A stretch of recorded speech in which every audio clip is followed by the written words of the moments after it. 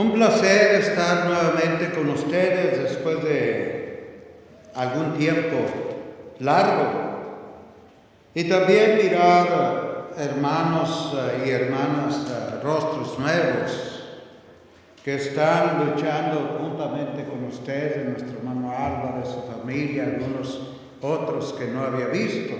Que Dios les bendiga grandemente. Como hemos cantado, que la honra y la gloria sean para Dios y por favor no perdamos el enfoque. El personaje principal en nuestra reunión, en esta reunión, es nuestro Dios.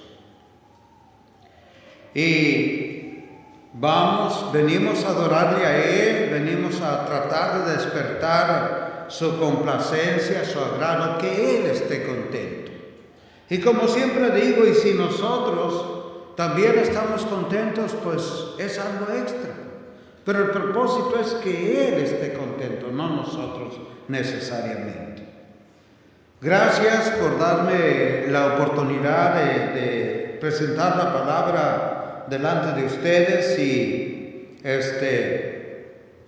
traigo saludos de algunas iglesias de Alabama. Estuve en Reynosa, en Vallehermoso y en Matamoros, y esas iglesias me encargaron que les trajera un fraternal saludo. Vamos a aprovechar mejor el tiempo, amados hermanos y hermanas, y les invito en el nombre de nuestro Señor Jesucristo que vayamos al Evangelio de Lucas, o nuestro hermano Lucas, en el capítulo 7, por favor. Lucas capítulo 7. Y nosotros allí encontramos algo, una historia, una lección que es muy conocida por todos nosotros seguramente. La historia del centurión.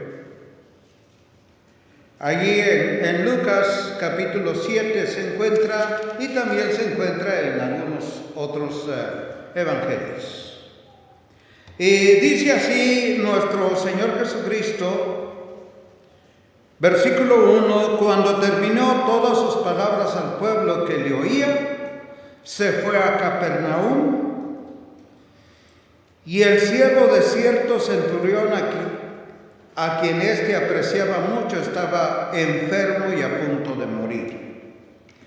Al oír hablar de Jesús, el centurión envió a él unos ancianos de los judíos pidiéndole que viniera y salvara a su siervo. Cuando ellos llegaron a Jesús, le rogaron con insistencia diciendo: el centurión es digno de que le concedas esto, porque él ama a nuestro pueblo y fue él quien nos edificó una sinagoga. Jesús iba con ellos. Hasta ahí nuestra lectura por un momento. Podemos canalizar esta lección por muchas maneras, como dice la palabra de Dios, que tiene muchas formas, la multiforme sabiduría de Dios.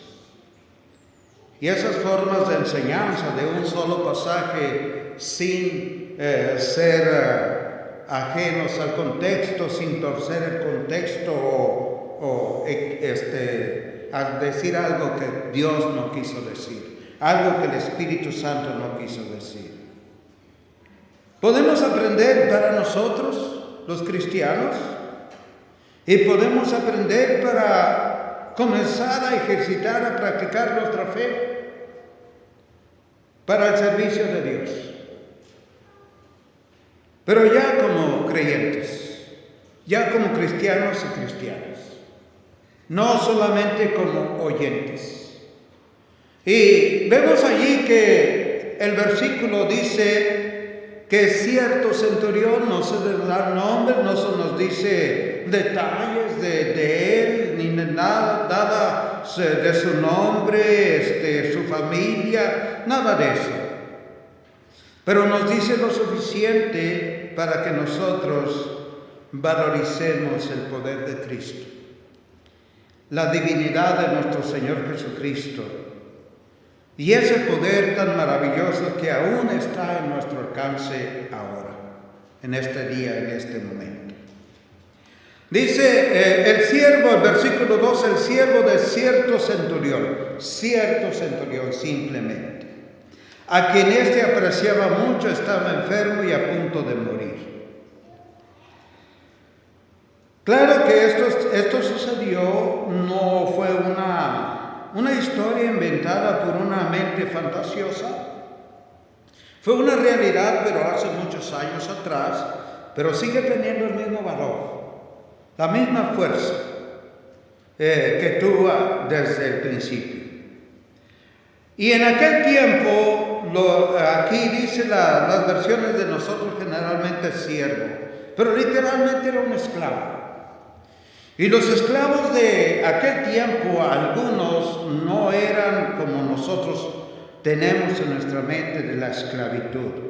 Había una comunión entre ellos, en algunos casos, muy hermosa. Como en este caso, el esclavo de cierto centurión, literalmente así es. El esclavo de cierto centurión, a quien el centurión amaba mucho. Estaba enfermo y a punto de morir, casi como familia. Y estaba preocupado el centurión por este jovencito, que estaba enfermo y a punto de morir. Se preocupaba intensamente. Ahí comenzamos nosotros a mirar el carácter de este hombre, de este centurión. ¿Cómo era?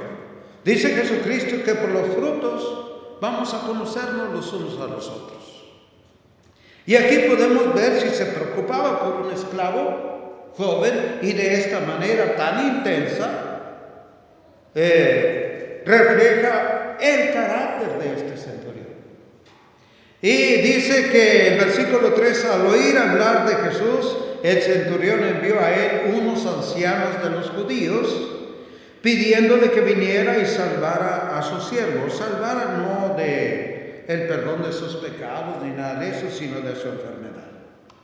Le pidió, al oír hablar de Jesús, ¿qué tanto sabía el centurión de nuestro Señor Jesucristo en este momento? Tampoco lo sabemos. Pero oyó hablar de nuestro Señor Jesucristo.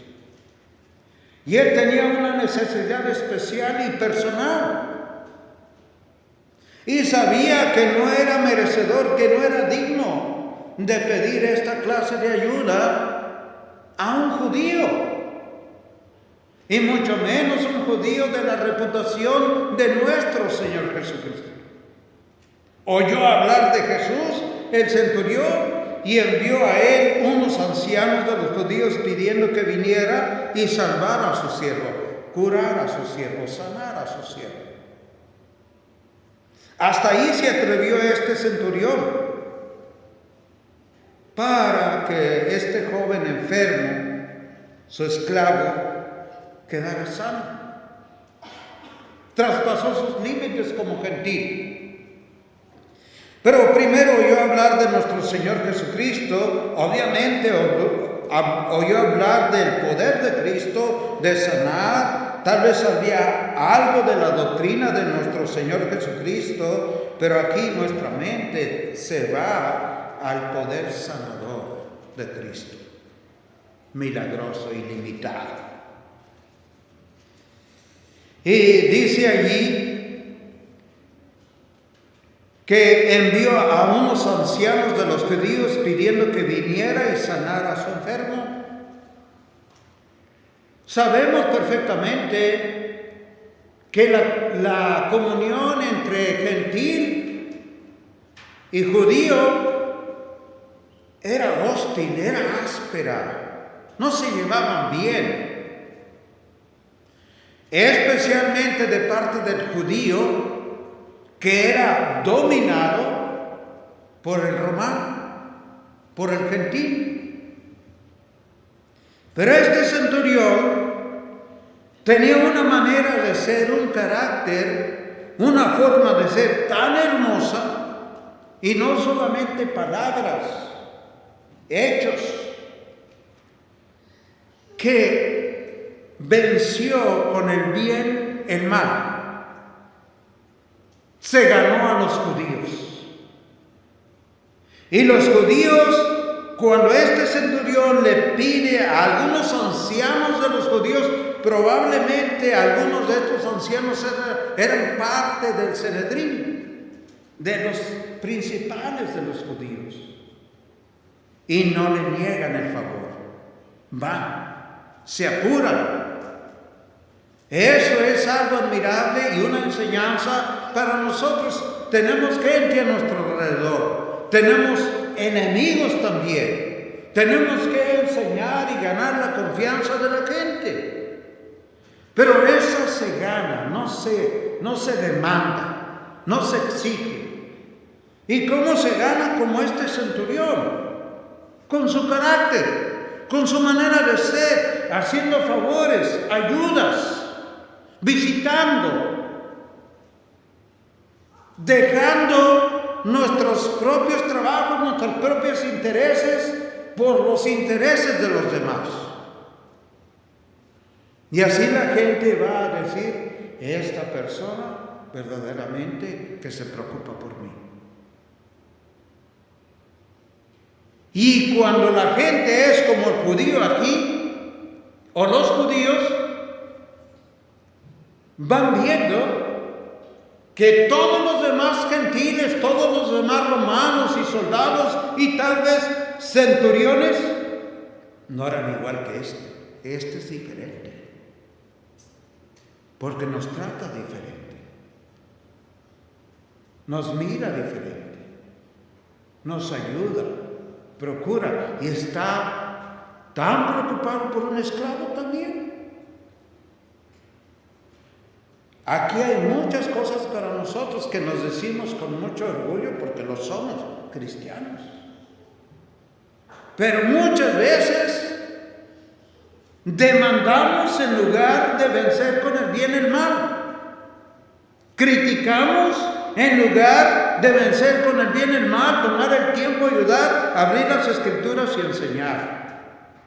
Me dicen con mucho gusto que hay muchos visitantes aquí, hermosos. Pero hay que ir a las casas a darle seguimiento.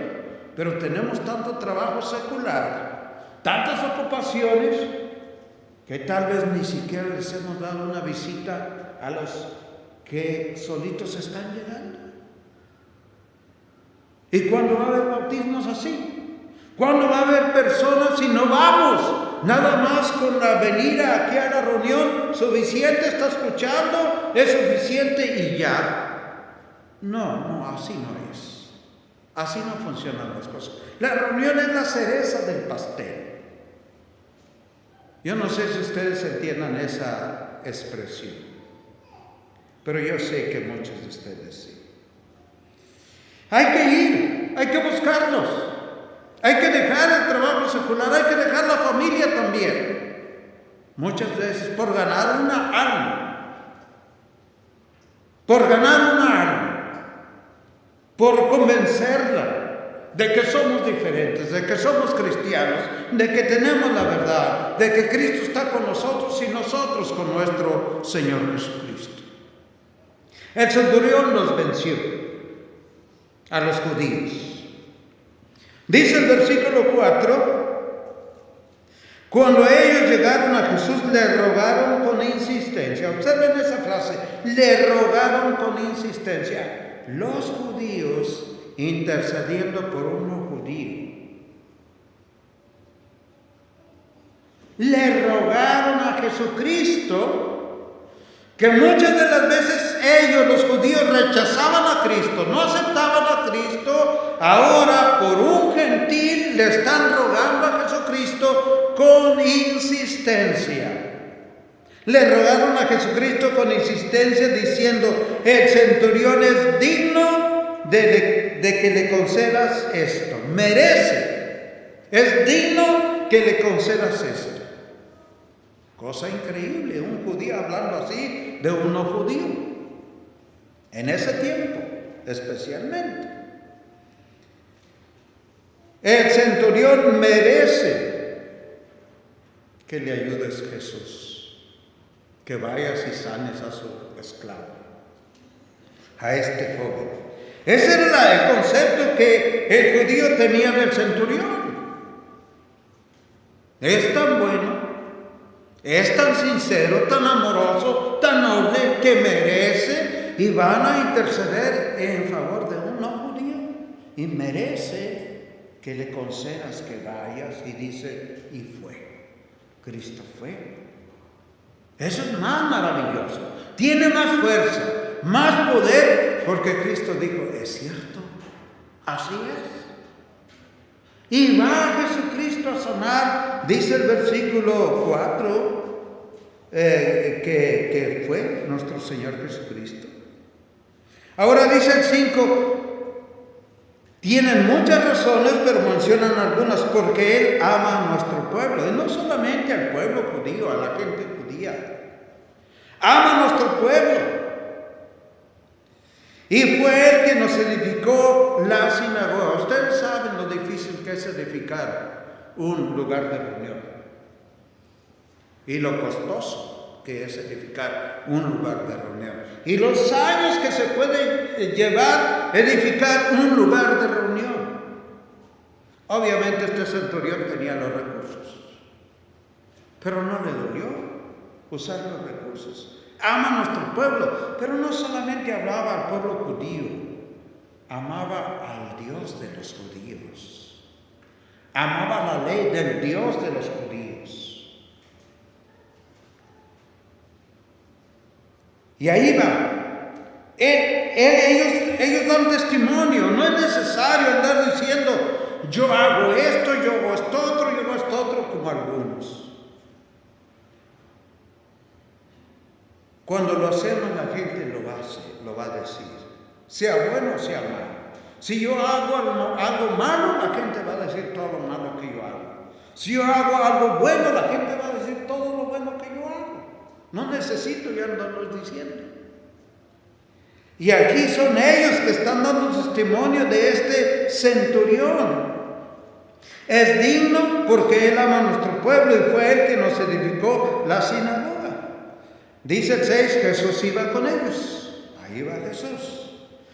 Cuando ya no estaba lejos de la casa del centurión, el centurión envió a unos amigos diciendo, Señor, no te molestes más, porque yo no soy digno de que entres bajo mi techo.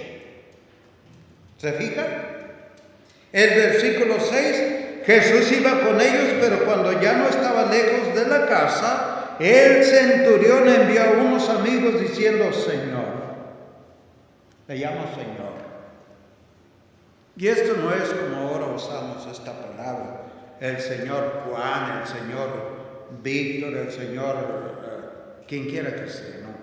Señor, en aquel tiempo y bíblicamente hablando, es el amo, el dueño, el propietario, el que manda y los demás obedecemos. Señor, no te molestes más.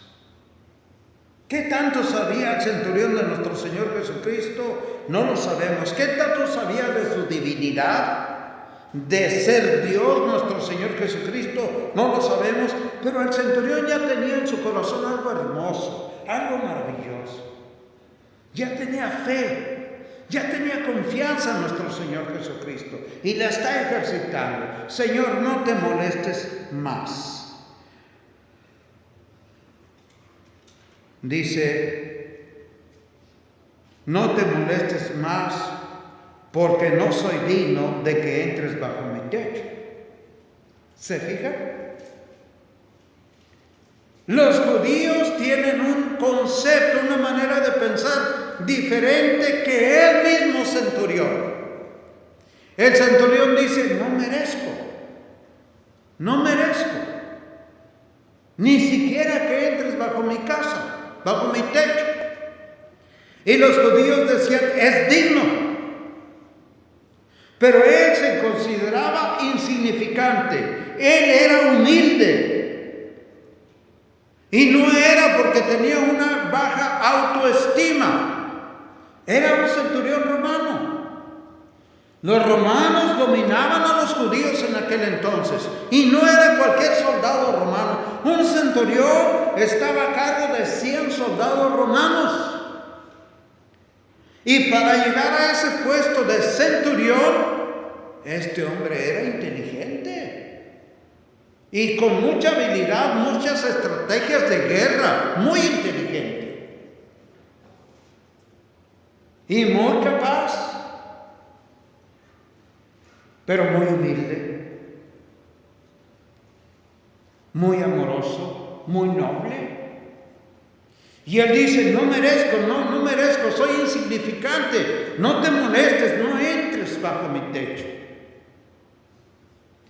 Dice allí el versículo 7, por eso ni siquiera me consideré digno de ir a ti, tan solo di la palabra y mi siervo será sanado. Otra vez, está saliendo más a la luz del carácter de este hombre.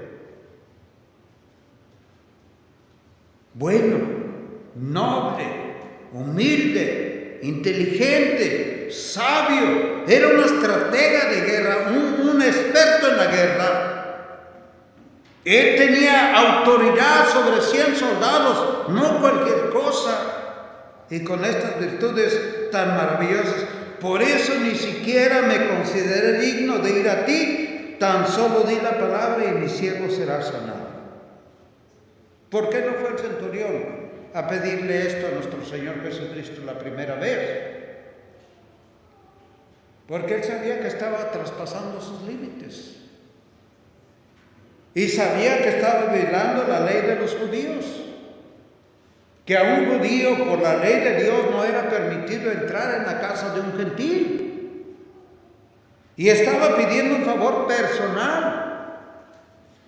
Y por eso le pidió a los judíos, vayan ustedes y díganle que tengo esta necesidad, que tengo este enfermo. Y los judíos van. Y ya Cristo decide, va Cristo a sanar a su enfermo y ahora manda por segunda vez a unos amigos. Deténgalo, no va a entrar a mi casa, no puede entrar. La ley de ellos no les permite entrar a mi casa. No necesita estar en mi casa para que haga lo que le estoy pidiendo. Yo sé que tiene poder. Y manda a unos amigos y le explica a nuestro Señor Jesucristo a través de sus amigos por qué está usando gente que vaya en su favor a interceder por él. Dice, por eso ni siquiera me consideré digno de ir a ti, tan solo di la palabra y mi siervo será sanado. Tan solo di la palabra. ¿Cuánta fe tenía este hombre? Grande, bastante fe. En Cristo, en su poder, no era como Naamán el leproso del Antiguo Testamento, que él pensó en su mente, voy a ir con el profeta de Dios y va a mover la mano sobre la parte enferma y va a invocar a su Dios, pero cuando se le dice a Naamán, ve y sumérgete 7 veces en el río, dice Naamán, este río está sucio. Yo pensé que el profeta iba a venir, iba a hacer esto y esto otro y se va a enojar Naamán.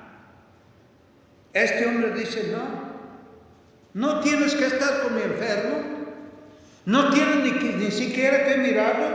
Yo creo, yo sé, yo estoy convencido que tienes poder para sanarlo. Nada más habla y mi siervo quedará sano. ¿Saben ustedes que la existencia, según nos revelan las Escrituras, que la existencia del universo, de la tierra, de nosotros, Dios simplemente habló y se hizo? Ese es el poder de la palabra de Dios. Dijo Dios, hágase la luz, habló y había luz. Divídase el agua del cielo y se dividió. Haga aves y peces y animales y allí salieron. Nomás habló, suficiente. Lo único que usó algo de su ser Dios es cuando nos hizo a nosotros. Agarró un poquito de polvo de la tierra. Pero ¿saben para qué? Para bendecirnos. Para hacernos a su imagen y a su semejanza. Y de todas las obras maestras de Dios, el ser humano es lo mejor. y vio Dios que era bueno en gran manera, y vio Dios que era bueno en gran manera, pero cuando hizo el ser humano, dijo Dios, estoy orgulloso de lo que hice. Y nos bendijo tanto, nos puso tanta inteligencia, que ahora el hombre se rebela contra su propio creador y lo cuestiona y lo debate y lo insulta y blasfema con él. Pero ¿de dónde sale toda esa habilidad? Porque Dios nos bendijo. ¿De dónde sale tanta habilidad para hacer lo que hacemos los seres humanos? De nosotros no, porque Dios nos la da. Y no le podemos dar algo a Dios nosotros. El hombre ha ido a la luna, la computadora, todas las redes sociales, infinidad de maravillas que ha hecho el hombre. ¿Quién le dio la capacidad? Dios. ¿No le podemos dar algo nosotros a Dios? Oh, es que así soy yo, Dios no me lo dio. Cuidado con eso, cuidado. Él sabía, no es necesario, tan solo di la palabra y mi enfermo sanará. Hoy quisiéramos a alguien como Cristo aquí, pero vamos a los hospitales, vamos a las farmacias, inclusive los remedios. Estamos enfermos y no importa que come alacranes, come cucarachas y se te quita el cáncer. ¿Y saben qué? Algunos hasta se los comen, pensando que se les va a quitar el cáncer, que no se van a morir, pero nos vamos a morir y nos vamos a enfermar. Pero hay que tener fe en Dios, en lo que Él promete, en lo que Él nos dijo, en el poder de Dios. Este hombre tenía fe, tan solo di la palabra y mi siervo será sanado. Dice el versículo 8, pues yo también soy hombre bajo autoridad y tengo soldados bajo mis órdenes, y digo a este ve y va, y a otro ven y viene, y a mi siervo hace esto y lo hace. Al oír esto Jesús se maravilló de él y volviéndose dijo a la multitud que le seguía, os digo que ni aún en Israel he hallado una fe tan grande. El centurión era inteligente, sentido común. Yo también tengo a alguien que me manda y tengo que obedecer al que me manda. Más en el área del ejército romano. Era un imperio, dominaba el mundo entero. No era como las naciones fuertes de hoy en día. No dominan el mundo entero. El imperio romano dominaba el mundo entero. Y él era un centurión de ese ejército. Y cuando sus superiores le ordenaban algo, él obedecía. Y cuando él decía una orden a los que estaban bajo su autoridad, le obedecían, no habría consecuencias. De tal manera que Cristo se maravilló y dice y comenta, no solamente se maravilla, hace un comentario Cristo Jesús, ni aún entre los judíos, entre mi pueblo, he hallado una fe tan grande.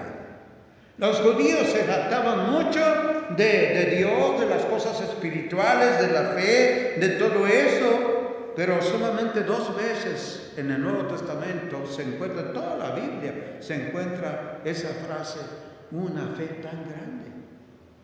Y no era de un judío, en este caso era de un gentil, y la otra de aquella mujer siriofenicia, que le dijo Jesucristo, ¿no es bueno darle la comida de los hijos a los perrillos? Y aquella mujer no se ofendió, dijo, sí, Señor, pero aún los perrillos comen de las migajas que caen de la mesa de sus amos. Y se maravilló de una fe tan grande, Jesucristo. Y esos 2 no eran judíos, eran gentiles, de tal manera que dicen los otros evangelios que vendrán del oriente y del occidente y se sentarán con Abraham, Isaac y Jacob. Y los judíos, que supuestamente deben de ser los más preparados para recibir la salvación y la bendición y al Mesías, a nuestro Señor Jesucristo, no se sentarán con Isaac, Abraham y Jacob. Con eso nos enseña Jesucristo que la fe también puede venir de nosotros. Nosotros tenemos esta fe también. Podemos tener esta fe también. Una fe tan grande. Y aquí se maravilla en el sentido positivo. Y hay solamente 2 veces también donde dice que se maravilló. Del centurión y la otra negativamente. Del pueblo donde se crió nuestro Señor Jesucristo. Nazaret, por incrédulos allá. Por incrédulos. Dice Elías, y cuando los que habían sido enviados regresaron a la casa y encontraron sano al siervo.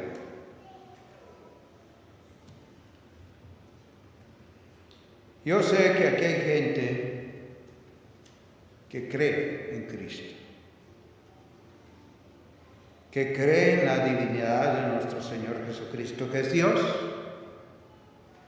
que cree en el poder de Cristo para todo, pero cree en el mandamiento de Cristo para que Él lo bendiga o la bendiga con la salvación.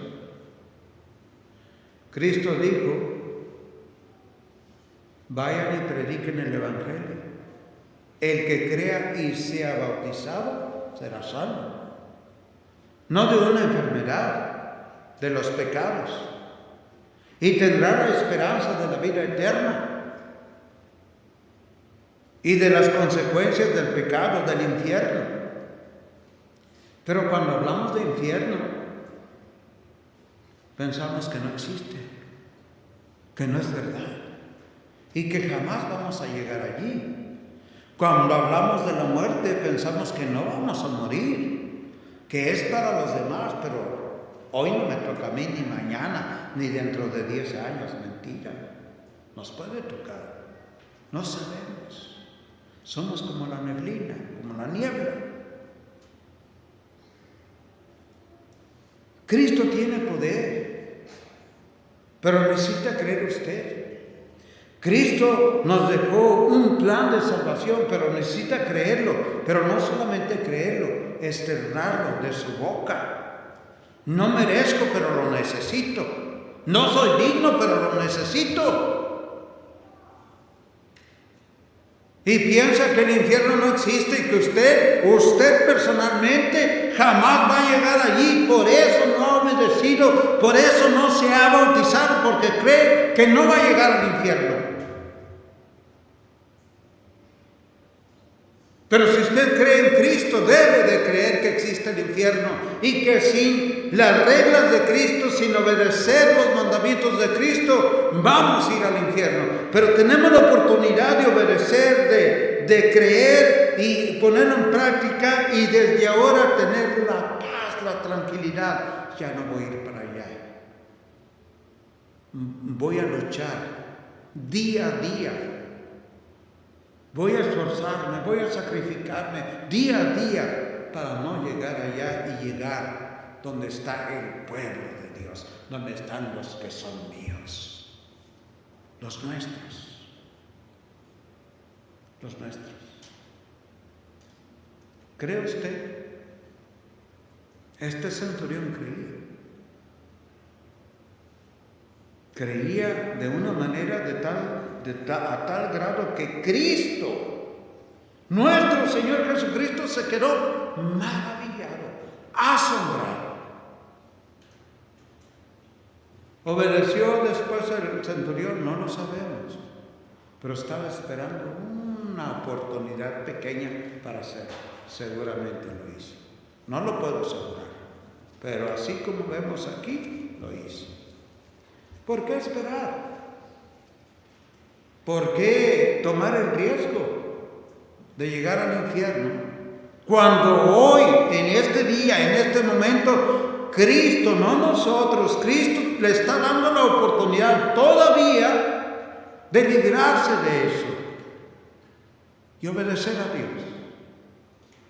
Él ahorita mismo está con los brazos abiertos y le ruega a través de su palabra, a través de la palabra hablada, que lo haga. Pero si usted no lo hace ahora, eso también nos dice algo, que no cree o duda. Ojalá y lo haga ahora mismo. Y no se quede así. Y no corra riesgo, porque el riesgo es un precio horrible. Horrenda cosa es caer en manos del Dios vivo. Si lo quiere hacer hoy, usted provocará una fiesta en el cielo con los ángeles. ¿Pero por qué hay fiesta en el cielo cuando alguien se bautiza? Con los ángeles, con Dios. ¿Por qué una fiesta en el cielo? Es que es bien importante una alma. De tal manera que Dios hace fiesta. Y no lo decimos nosotros, lo dice Él. Y hay fiesta en nuestro corazón y en la iglesia. Y debe de haber gozo en aquella persona que es perdonada de sus pecados y añadida a la iglesia de nuestro Señor Jesucristo. Pero si seguimos hablando y hablando y hablando, y usted está decidida a no, o decidido a no, no va a ser. O está decidida a sí, lo va a hacer.